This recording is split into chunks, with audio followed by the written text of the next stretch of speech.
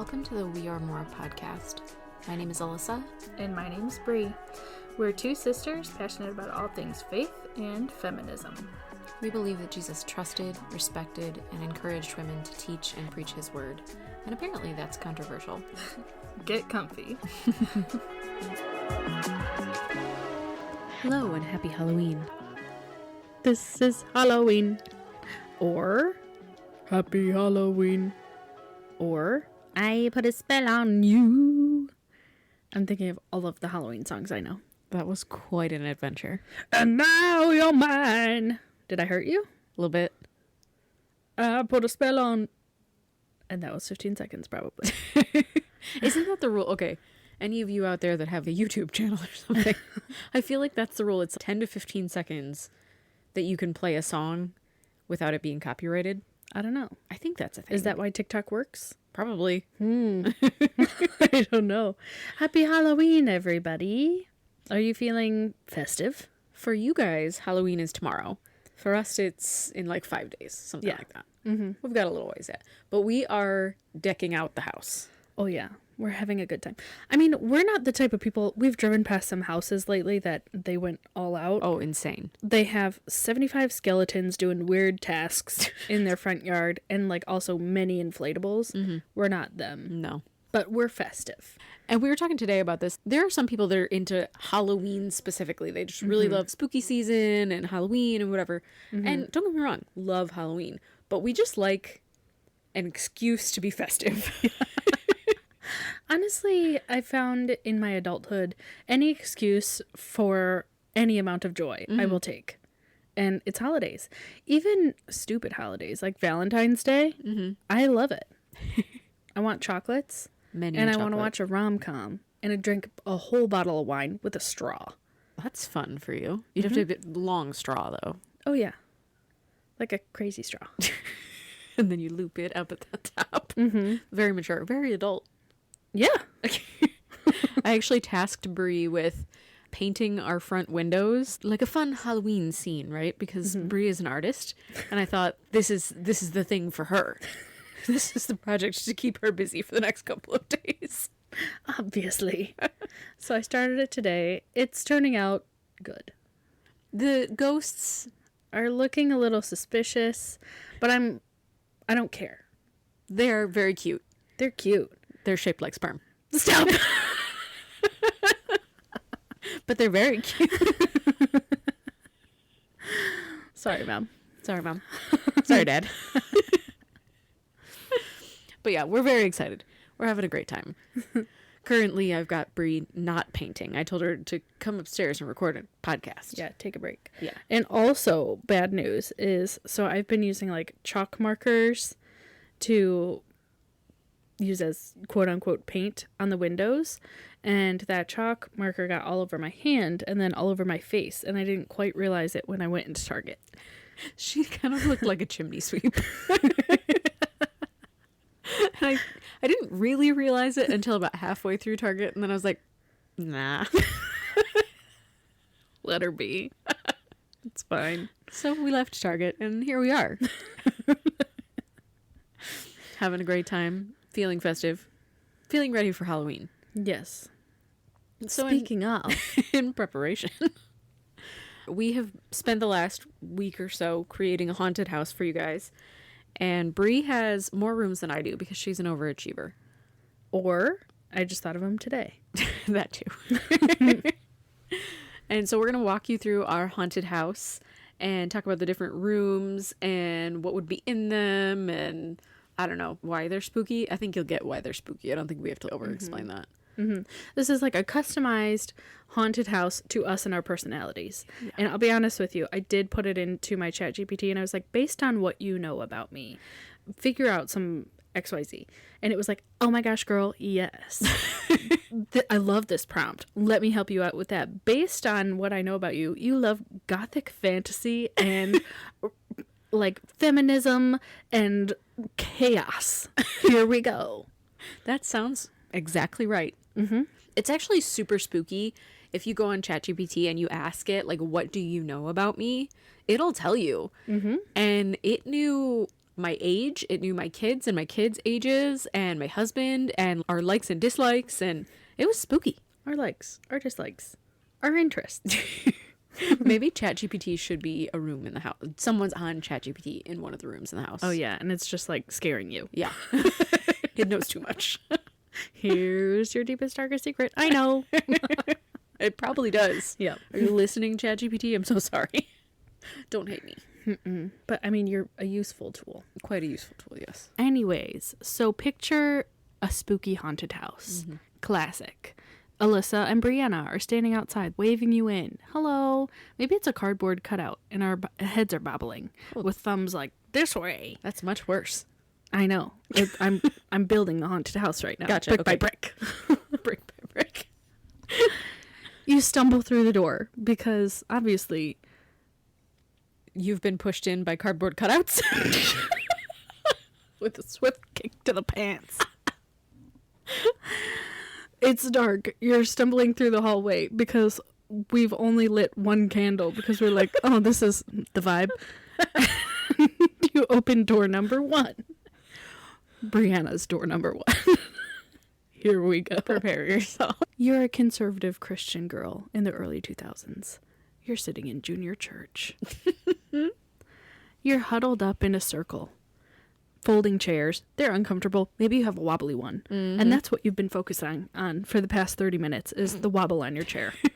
You're looking up at the ceiling. You're counting the ceiling tiles. Everybody is wearing above the ankle dresses. Makes sense. Uncomfortable. Your hair's been pulled too tight. And it's hairsprayed. Ooh. And you're really hungry. And you're not allowed to have communion yet because you're too young. And a girl. You're huddled up and it's popcorn prayer. And if you don't know, popcorn prayer is kind of like popcorn reading when you're in school, where everybody's eyes are closed. Not when you're reading, but when you're in prayer.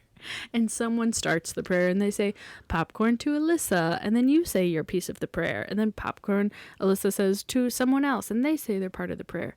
But if you're like me, that gives you anxiety. So much anxiety. I'm thinking, what if I stumble over my words? What if in my prayer I say, Dear Jesus, but a lot of people say, Heavenly Father or Dear Lord, but I've always said, Dear Jesus. Does that make me sound childish?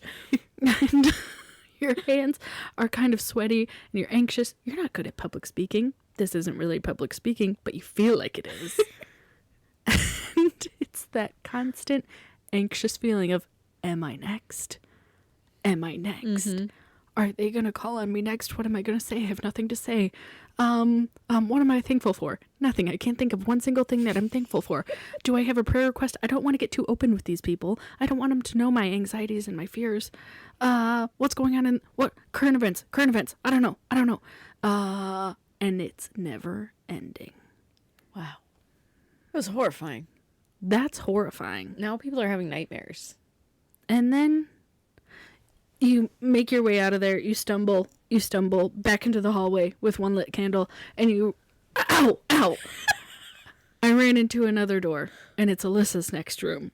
I'm going to be fully honest with you. I didn't think this was going to be such a journey. Don't expect my rooms to be such a journey. Alyssa, I'm building a world. Okay. Bree's building a world. I don't know. Right, you've stumbled into my room. And of course my room's a library. Are we shocked? We're not shocked. You walk in, there's still only one candle. Because why? You don't need the electricity. It's a haunted house. No one's paying for that. Alyssa loves scented candles. I do love a scented candle. Maybe it's one of the 3 for $10 ones from Michael's. But maybe it's a bad smelling one. It's is. the one that smells like Joanne's. Like those horrible pine cones right as you walk in. It's a bad time. Yeah. See, we're world building. We're world building.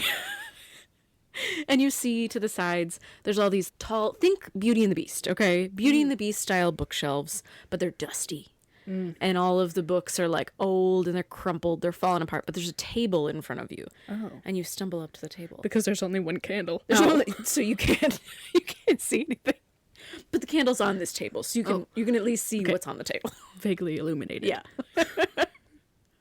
And on the table are all these open Bibles. Just tons and tons of open Bibles, right? Filling the whole table.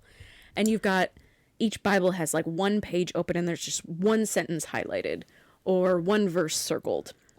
And you're flipping through and you're like, oh, but what about this? But what about this? But there's just one verse circled. And in your head, all you can hear is that one verse. You can't read the rest of it. The rest of it's just blurry. And this is the Library of Misquoted Scripture. Now, my world building is not going to be quite as elaborate as Bree's. Maybe they were confused and they could only read that one verse because there was just the one candle and they couldn't see the rest. That's a possibility. Maybe we should invest in some more candles. But you know what? They're entirely $3.33 at Michael's, and that's a little too expensive to light a whole haunted house. That's a metaphor for you. Get lit. Illuminate the other verses. Let's shed some light on this. This little light of mine, baby. And I decided on this one as I'm going to jump out of the world building because, frankly, you've overwhelmed me. Oh, I was really in it.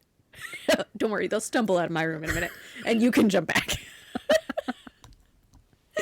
So the reason I built this particular room is because so much of the Bible that's used to put down women is misquoted, is misunderstood, and is pulled totally out of context. So you've got things like people saying, well, Paul said women can't preach and teach.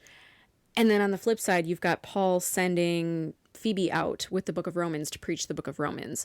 You've got Prisca, who is teaching Apollos to preach to other people.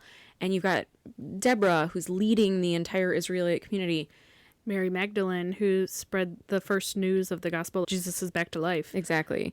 So you can only get to this place of women being subservient and submissive and secondary if you fully misread the Bible. Mm-hmm. If you willfully say, I'm only going to read this verse and not the others and take it all the way out of context.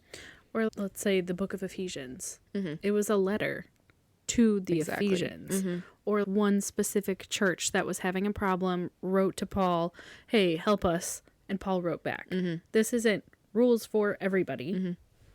So if only we had bought you another candle. But we didn't because this is a haunted house. It's really horrifying. Ah. So you're standing there. You're like, if only I had another candle. You're trying to pick up this candle. You think maybe if I light one of the books on fire, that'll help. Although we did just have a whole episode on idolatry of the Bible. Yeah, so there you go. You think maybe I could light some of the other books on fire, but no, you can't. And a large wind blows through the library. It's a spooky wind, you know, the spooky winds. And it shoves you back out into the hallway where you stumble out of my room and into another breeze. Yes. Ow. Oh. What do they do with these doors? Why do I keep falling through them? Oh, it's just the vibe. We've kept like a rug that constantly is just, oh, I stepped over that and tripped. That's a really intense haunted house. Yeah. Two girls who never go to haunted houses. Not once in my life. I've been to one, and I think I like kept my eyes closed the whole time and just held on to the person in front of me. That's probably wise. I don't like scary. Well, this is terrifying. All right, well, let me go. Like a rug that I could possibly lose my balance over. You could break a tooth. No. The title of this room is called God Bless America. You walk in, let me set the vibe for you. Is that not what you've been doing this whole time? It is World War II propaganda style everywhere. We want you and traditional family values, and we need to get back to where we started. And there's people over the megaphone blasting at you. Women belong in the home. Make me a sandwich. Make me a sandwich, woman. Smile more.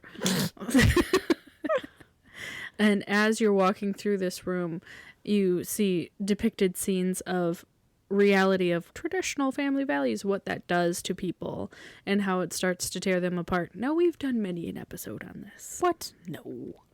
But use your imagination here.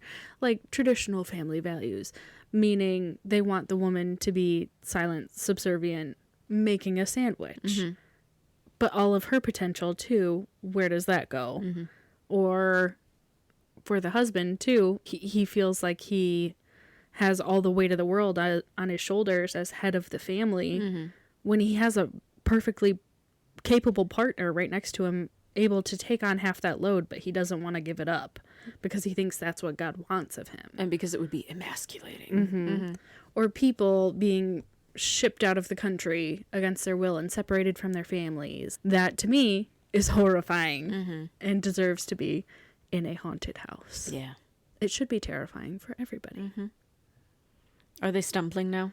They've stumbled. You're hearing all of these blastings on the megaphone. You're like, ow, ow, I need a Tylenol and a water. And you, ow. There's the door. There's been so many red, white, and blue flashing lights. I feel blinded. Good thing I'm going into a dark hallway. And there's another door. And this one's purple. Sure. And it's Alyssa's. Not sure why it's purple, but why not? All right, you stumble into my room because you're doing a lot of stumbling. It's a really rough day for you. You wore heels. It was a bad choice.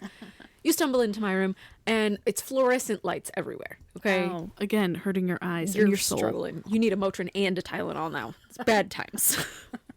And you walk in, and it looks like a salon, like a hair salon, okay? You've got mirrors everywhere. You've got makeup on the little makeup-y places. There's spa-like chairs, and there's a clothing rack with 1950s style women's dresses, things like that. And you walk up to the mirror, and instead of seeing your own face, you see a face full of the perfect Christian woman makeup. And so you sit down and you're looking at yourself and you're like, oh. And so then you look up and there's a sign and it says, "Welcome to the Modesty Makeover Room." And you look and you remember the dresses that you saw in the back, and they've got a nice high neckline and they hit like mid-calf, you know, and they've got a sensible heel. You're not in a sensible heel. You've been stumbling all day. Actually, you might want to switch to the sensible heel, if I'm being honest. Maybe keep that part. And you just see all of this like very subtle makeup, but you have to have the makeup on. You have to put the makeup on. And so without even deciding to, your hand starts to put on the makeup. Oh. You don't want it there. Possession? Possession in the makeup room. That sounds like something off the Clue board game. CoverGirl possessed me. But none of the colors are too bright or vibrant because heaven knows you can't have a purple eyeshadow. Maybe that's why the door was purple. You can't have a bright lipstick. So you've got like a pale pink lipstick. A mauve. Oh, a mauve. No highlighter to be seen. No, that's not for you. No fake lashes. And the reason that I created this particular room is because modesty is such a thing in Christian culture. And I think we said last week how one of our most violent posts on TikTok was about modesty. People got real mad. It created such a fight. It did. And if you read the Bible, and we've talked about modesty many times in the past, if you read the Bible, modesty biblically is very specifically about not showing off. In fact, it's mostly about not wearing your best things to church, which heaven knows we're doing. To not exploit your wealth. So in biblical times, it was like braiding your hair and wearing your finest jewelry and not wearing purple in the church specifically, and having self-control. Again, controlling yourself, your own thoughts, your own actions, not someone else's. And part of why that was said was so that other people would feel comfortable in the church, because there was a specific church and they were having trouble with people wearing their nicest stuff to church. They were wearing their jewels. They were wearing their fancy clothes. So when poorer people came into the church space, now suddenly they felt like, oh, I don't have a space here. Well, it's actually reflected in a lot of churches today. I would say the bigger mega churches, there's not as much of a thing like you can show up in whatever. But those smaller, more fundamental Christian churches, there's such a thing about wear your Sunday best. So you should look your best for church. But what that does is, you're right, isolate the people who are just coming in because they desperately need Jesus. And you don't know what their situation is. You don't know their financial status. You don't know their mental status, for that matter. And thank goodness that they're seeking the love of God. Right.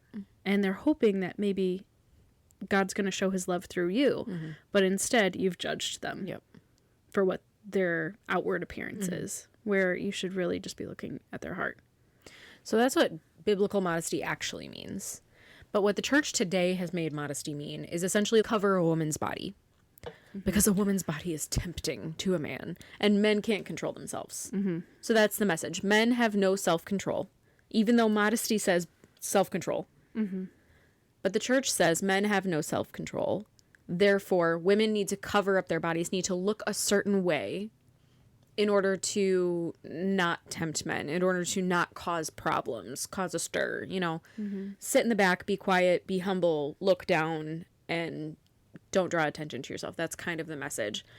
And a statistic that I found is that in a 2021 Pew Research study, 68% of Christian women under 30 said that they felt guilt or shame tied to how they dressed at church specifically. And I remember this probably for most of the time I've been in church, up until the last few years maybe, where, well, is this okay to wear to church? Is this appropriate to wear to church? Are people going to judge me if I wear this to church? And sometimes that was about, is this too low cut, you know, whatever. And sometimes it was about, is it too casual? Yeah, exactly.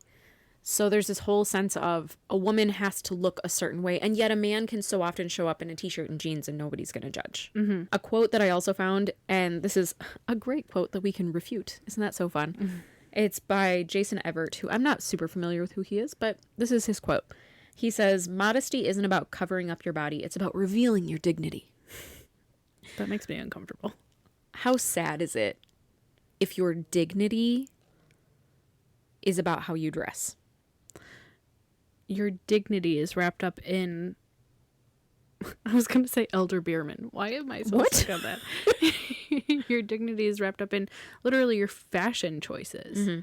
And something I like so much about your room is the idea of removing the individual uniqueness of yourself. You have to put on makeup a certain way. You have to wear your hair a certain way. And no one will straight out tell you this in the conservative Christian world, but it's implied. There's a message heavily. there. Yeah. Like, you're right, your makeup should look a way that it almost looks natural to confuse the men. To make them think that you don't even have makeup on. But you can't not have makeup on because then you're not put together. You're not showing your best. Exactly. It's about being put together. I can be put together without my makeup on. My brain is still the same. Your dignity has nothing to do with the way that you dress. Dignity. Always dignity. And on that note, with that blaring through the speakerphone, all of a sudden you're blonde and you go back out into the hallway. You stumbled. And can't forget that. They took your glasses off, so now you can't see. Oh, it's a rough time. You did change into the sensible heels, though, so you might be able to walk a little better. Yes, less stumbling, perhaps. Although there is still that rug. But you're feeling not quite yourself. And then you go into this room, and it's Brianna's room, and for some reason she chose to call it the science fair. Because I know so much about science. And houses. And houses. Why are there so many rooms and just one straight hallway? You're never going up a set of stairs. Just one hallway. Scary. So this room, I envision being like a classic science fair for kids, like elementary school. Do they have science fairs in elementary school? Yeah, sure. I believe they do. Yeah. Maybe you could go so far as to say this was middle school. And so there's a slight stink in the air. Some body odor and some Axe body spray. Oof, hard to say. But there's like trifold boards and you're walking through and all of these women have put together these projects. They are women like the lady who made Monopoly, perhaps, or Marie Curie, or any other woman that you can think of. Ooh, Mary Shelley. Mary Shelley. And they have their whole board displayed. They put all the work into it. They put the pictures on the board. They added all the stickers. And what other things do you put to a poster board? Every time I made a poster board, I tried to do bubble letters, and it never went well. They were never centered. It was bad. They bought the pre-cut bubble letters. Oh, they're rich and fancy. They're looking good. Gotcha. They put in the work. Okay. But instead of them presenting it, they're kind of like sat back, and there's a man taking credit for everything that they did and presenting. And as you walk through the room, these women start to fade away and they become ghosts of themselves. But spooky. And the men's voice get louder and louder and louder. And I think there's a theme for all of my rooms. It's just like, I want to get out of here. Why is someone yelling in my ear? Isn't that the point of a haunted house? I don't think you're supposed to want to stay. Yes, I'm really good at designing haunted houses, aren't Yes. I? think you should become an architect. Actually, what inspired this specific room is something very stupid. I have been rewatching Sue Thomas FBI. That is such, for me, obviously, like, it's a huge throwback. We watched this together, but I want to know if any of you out there are with us and remember the show. It was on PAX, I believe, was the station. And it was like a show that was available. We didn't have cable, so it was just whatever channels were available, I think, right? And it is about a real woman named Sue Thomas, and she worked for the FBI, and she was deaf. The storyline of the show does not follow her actual real life. But in this show, there's a woman who's part of the team, and she does kind of all of the grunt work. She does a lot of the, oh, look this up for me, or file this for me, or fill out this report. And one of the guys goes up to her and is like, here, can you look at this? And she's like, oh, but here's actually a really important part of your case, and this is going to break through to your case, and here you go. And he's like, awesome. Takes it over to the rest of the team, takes all of the credit for it. And she gets so upset that she's like, you know what? Nobody appreciates me. I'm just going to leave. I'm going to go to a different department. And I was like, maybe that started my feminist journey. Back when we were like 10. Sue Thomas, FBI. You know, that happens constantly to women. And last week we talked about how important it is for women to shout their achievements because we're taught not to. We are taught to fade into the background. That, yes, our contributions are important, but you don't want to step on anyone's toes. You don't want to make anyone feel uncomfortable. You don't want to seem like you are cocky or the other thing. I don't know at what point we get flagged if we start swearing, so... I do know at what point our mom gets uncomfortable. Yeah, sorry, Mom. And so you're taught that your whole life. This is ingrained in at least most American women. I can't say worldwide, but I think probably most women globally, this is taught to us. Be quiet, be meek, be mild. Even if you are in a business setting. And so you don't take credit. And when you don't take credit, someone else will. Yep. In my personal experience, my employer told me one time when I was speaking out against something that I knew was incorrect and wrong, and he goes, don't make waves. Don't make waves. So rather than correct the situation from the beginning, and you don't have to be aggressive about it, you can just correct the situation, but don't make waves because you're just a girl. And that's the message to a lot of women is, you're right, just don't make waves, stand in the background. And as women, we should support each other, just like Sue Thomas. She spoke up and she was like, yeah, wasn't that great that Lucy thought of that? But all the guys went and apologized to her at the end of the episode. And their reasoning was, you have to forgive us, Lucy. We're just guys. We don't know any better. How many times have we heard that? That's the excuse for men all the time is, they don't know any better. How can you not know any better, but then expect to run the world? But also you know better when it's another man. True. Like the respect is there. And that's why that excuse really doesn't hold any weight for me. Because if it's another man, there's always that level of respect. Whether it's in business, whether it's in church, wherever it happens to be. There's always this level of respect between men, and you see it in how men interact with each other so much differently than how they interact with women. And yet you can tell me, well, we don't know any better of how to respect women, but we do know better in how to respect men. That doesn't make sense. We're people. You should know how to respect people regardless of their gender. We love to make things gendered. As a society, we're like, oh, well, we've got to divide this in half, and this is for men and this is for women and whatever, all the time. I actually really want to do a TikTok where we walk through a store. I just saw this on TikTok the other day, where you walk through a store and you compare like this product for women and this product for men and the way that they are gendered. Like the silliest things. Shampoo is gendered, you know. They call it the pink tax too, where they hike up the price for something that's like gendered towards women. I saw a TikTok the other day that was like, hey, women, I'm a dermatologist and these are things that I know to be true, but no one believes me when I say. And one of the examples was women who are experiencing hair loss. If you want like a thicker head of hair, use Rogaine for men. It's not as expensive. It works fantastically. And you don't have to pay the pink tax. Or like razors. Yeah. Men's razors are so much better than women's razors, and often are a lot cheaper. It's a better product. Yeah. But they're not marketed towards women, and you feel kind of weird when you walk through the store and you're buying something that's marketed towards men for yourself. Like it shouldn't, but you do feel a little strange. It feels, ooh, I'm doing something I'm not supposed to. Or women will buy men's deodorant because it's stronger. Give us some freaking deodorant that works. We sweat. Women sweat. Not me. And they grow hair, and sometimes they want to remove it. Easily. Yeah.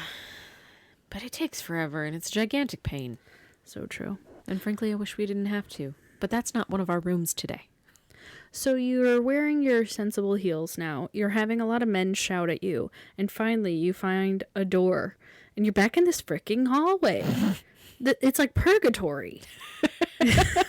We're not Catholic, though, so we don't really know what that is. And there's yet another door. You think, is the exit here by chance? And then someone kicks you in, and it's Alyssa's room. Fortunately for you, it was an exit. Oh, Sort of. but we still have like 2 more rooms.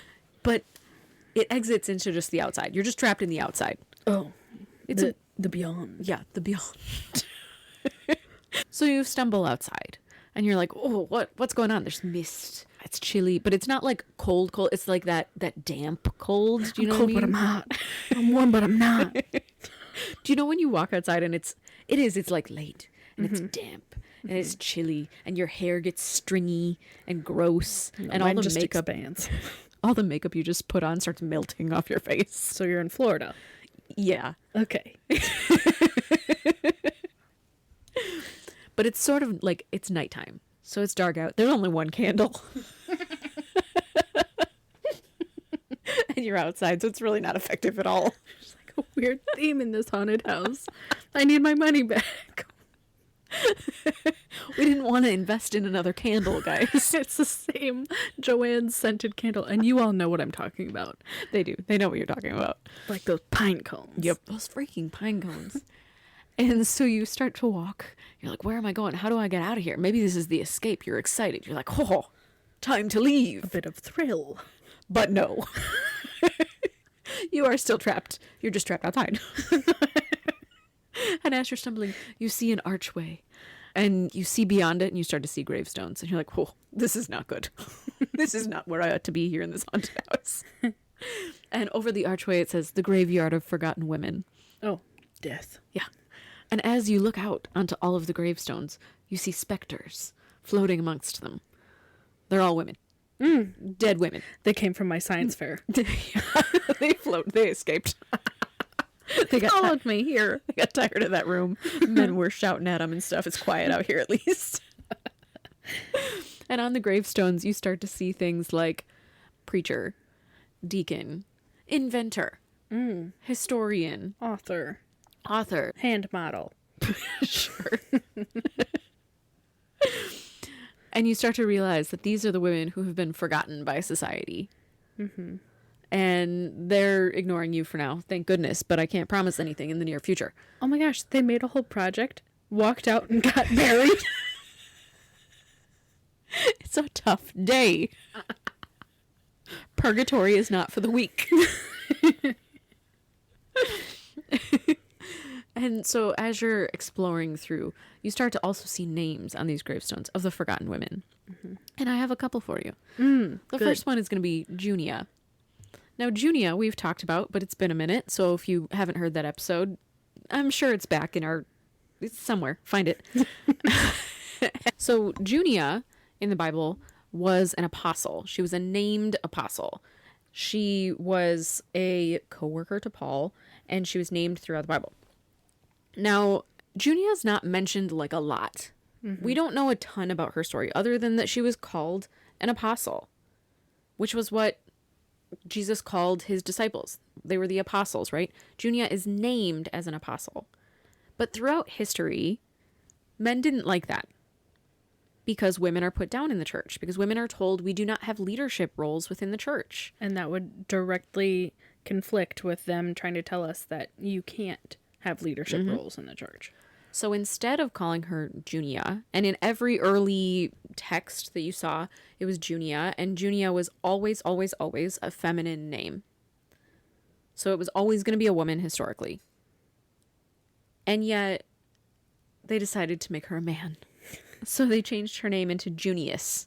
So it wasn't really creative, okay? Like we didn't do a lot of work here. We just did a whole episode on the Bible and how the different translations have been affected based on people's agendas. And that's a great example of that. So Junia was a forgotten woman. Who is she? So you go up to another gravestone, and this one says Mary Magdalene on it. And you're like, I don't think people forgot her. She's a pretty big deal. I hear about her like once. I heard about her once in church.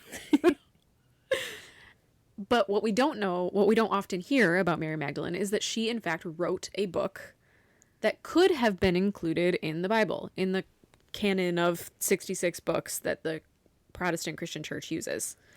She wrote this book, and when they originally found all the scrolls that were used to translate the Bible from, her whole book was there, a complete book. So they had the whole thing. But a large group of men sat down and said, this book should be included, and this book shouldn't be included, and this book should be included, and this book shouldn't be included. And they decided not to include the Gospel of Mary Magdalene. Are we shocked? We're so shocked. I'm so surprised. Because women can't have anything important to say. No. What are you thinking? They can barely turn their head to breathe. They need to be in the home making a sandwich. Oh, we're back in World War II.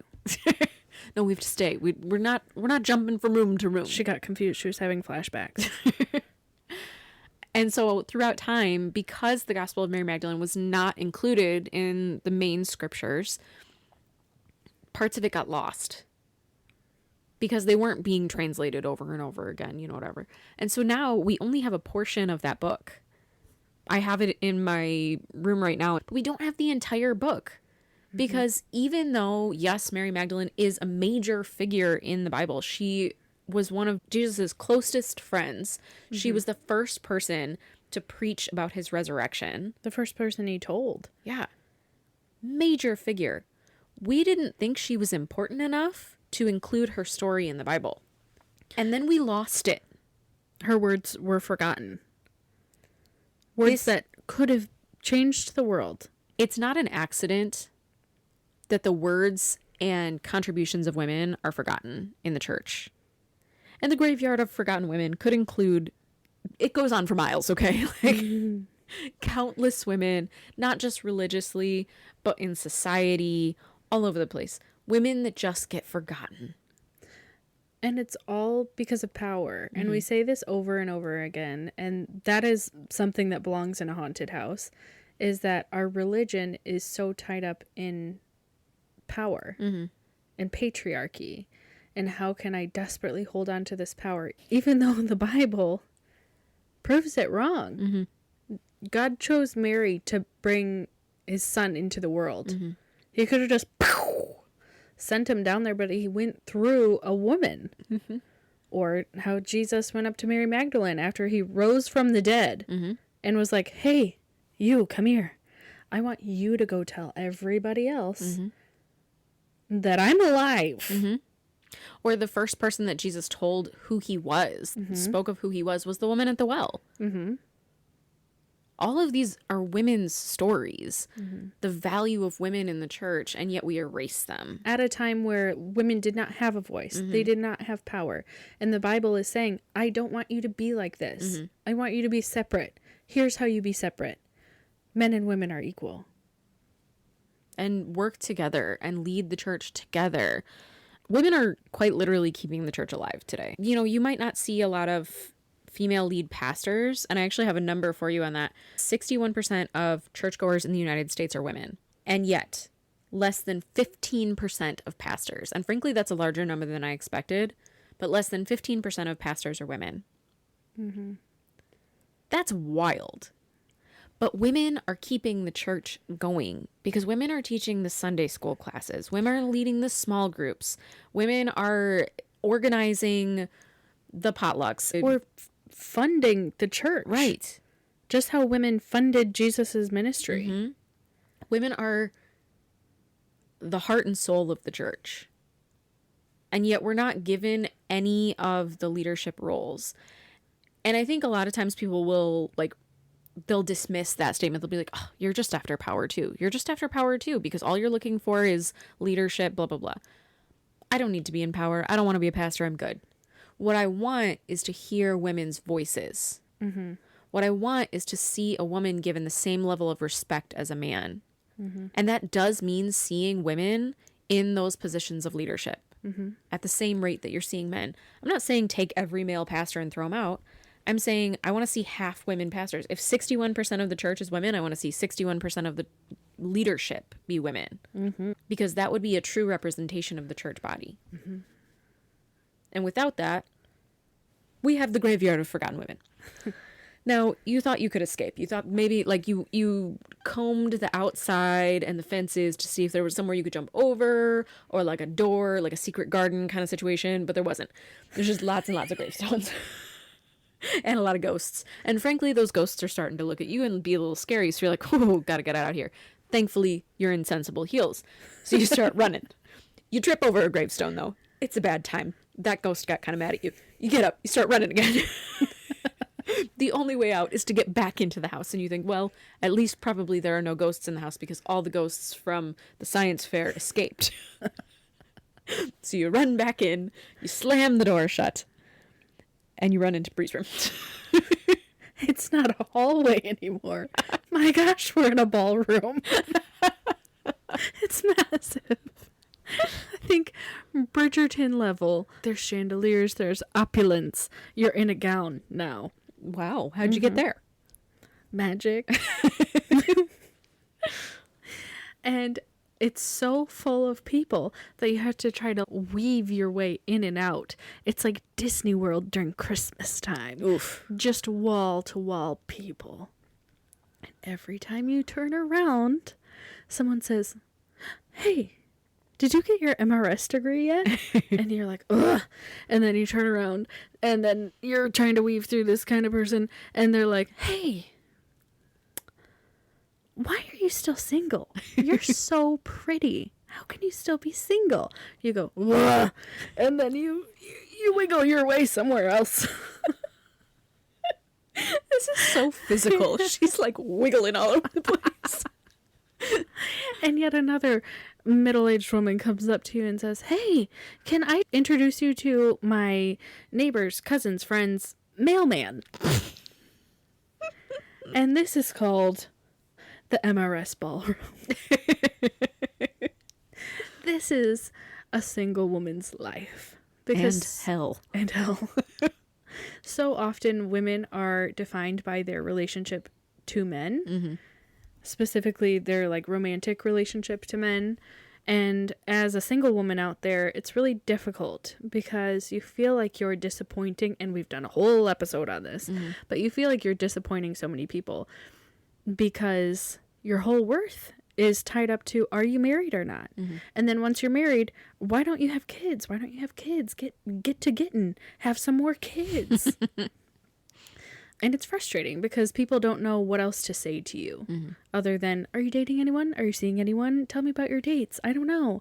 And then you do go out on a date and then that's all people talk to you about, and say that date doesn't go very well. And then you feel so much shame towards yourself because you've let, not even that, like, that dating relationship didn't work out, but you've disappointed the family, specifically the family. So that is a very personal room to me, and I wanted to make it Bridgerton themed because that's near and dear to my heart too. Hey, new season. They just announced. I know, it's coming out in January. Quite excited. But I think Bridgerton era because there's something called the marriage mart, and that was the whole point in that time of those grand balls was during the springtime, this new crop of ladies came out and you're shopping for a spouse. We've been having some fun with Bree's dating apps over the last week or so. It's been an exciting time. I never got to do the dating apps because I got married in college and they weren't even a thing. Like, I'm aging myself, but they weren't even a thing yet.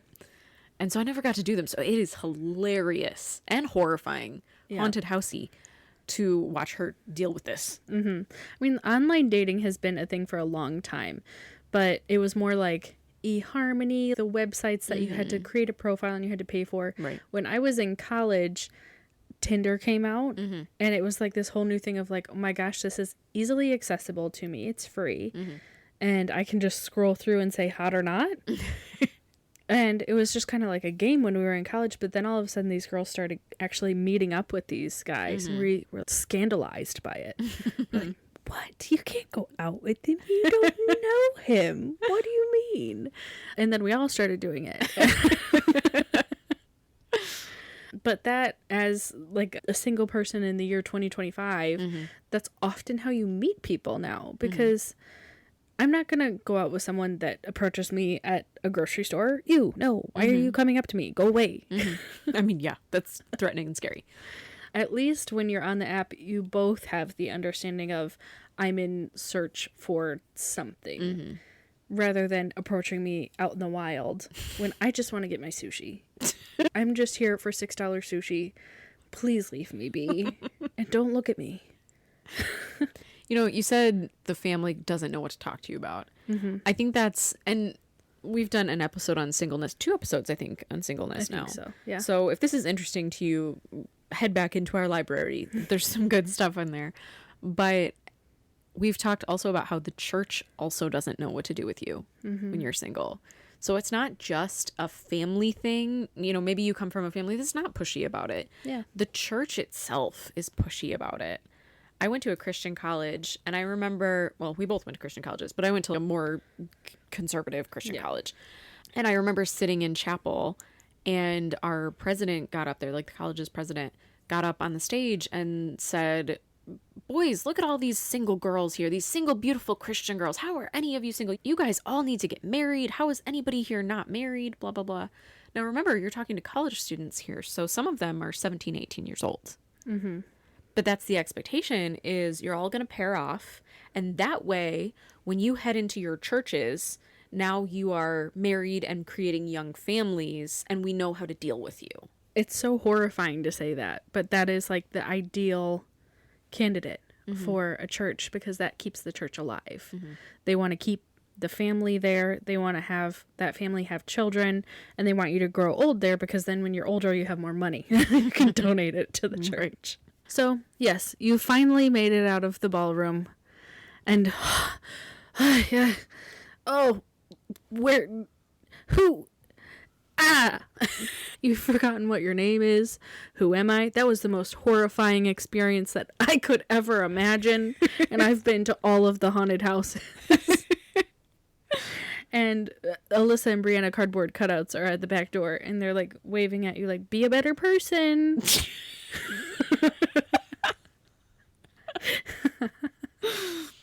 And then you trip again, just for fun. We have a trip wire right at the end, and like a rickety old stair. That back of your sensible heel gets stuck, and because it's a thicker heel, you can't get it back out. You're toast. And we're still waving and like, be better. And that's the end of our haunted house. Are you horrified? We are. Ooh. Do you have nightmares?